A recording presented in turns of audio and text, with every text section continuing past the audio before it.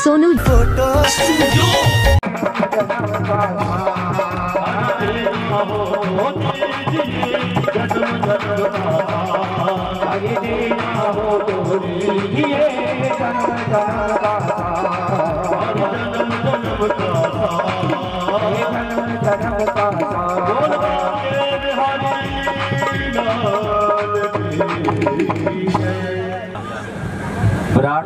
सुखदेव जी कहते हैं राजन दो पग में तीनों लोगों को नाप कर आए और कहने लगे कि राजन चलिए आओ।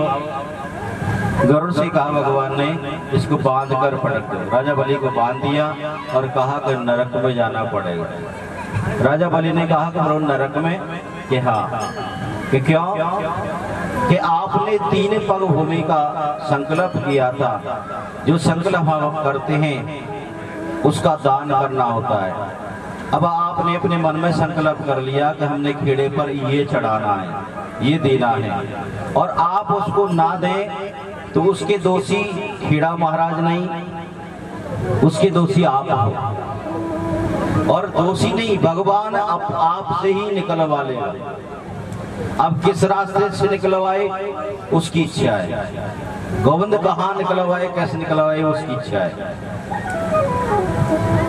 राजा बलि से बोले कि चलिए कि भगवान मैं चलूंगा, लेकिन एक बात बताइए, दान बड़ा कि दानी?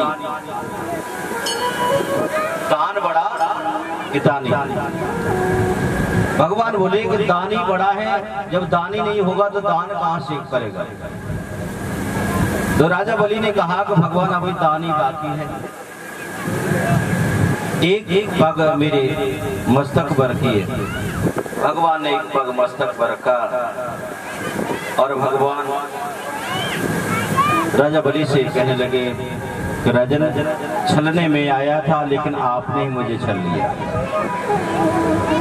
जो आपको चाहिए बताइए, जो आपकी इच्छा है। ब्रह्मा जी ने आके राजा बलि को छुड़वाया। राजा बलि ने कहा कि मुझे स्वर्ग वैकुंठ तो कुछ नहीं चाहिए, सब कुछ आपकी कृपा से मिल गया। मुझे तो एक ही वरदान दे दीजिए कि भगवान जब मैं अपने महल से निकलूं तब मैं आपके दर्शन पाऊं। भगवान बोले कि इसका मतलब हम आपके नौकर हो गए, चपरासी हो गए।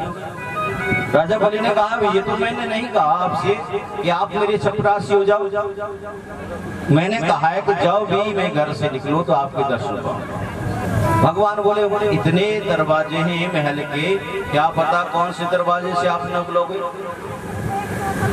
सुखदेव जी कहते हैं राजा बलि के दर पर भगवान द्वारपाल बने। नारद जी आए, लक्ष्मी जी ने पूछा आपके प्रभु कहाँ हैं? प्रभु आपने देखो हर जगह जाते रहते हैं, वो अब आपके स्वामी नहीं है, वो तो द्वारपाल बने हुए, सेवक बने हुए राजा बलि के यहाँ। राजा बलि के यहाँ लक्ष्मी जी जाती हैं और लक्ष्मी जी जब गई राजा बलि के रक्षा वाली